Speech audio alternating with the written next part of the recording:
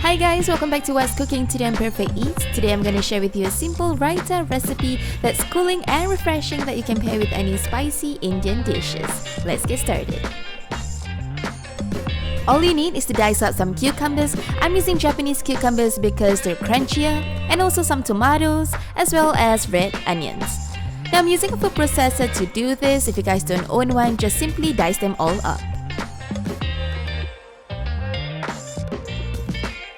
As for the sauce, we're going to need a large spoonful of plain yogurt, followed by a teaspoon of chilli powder, some lemon juice, as well as a teaspoon of cumin powder.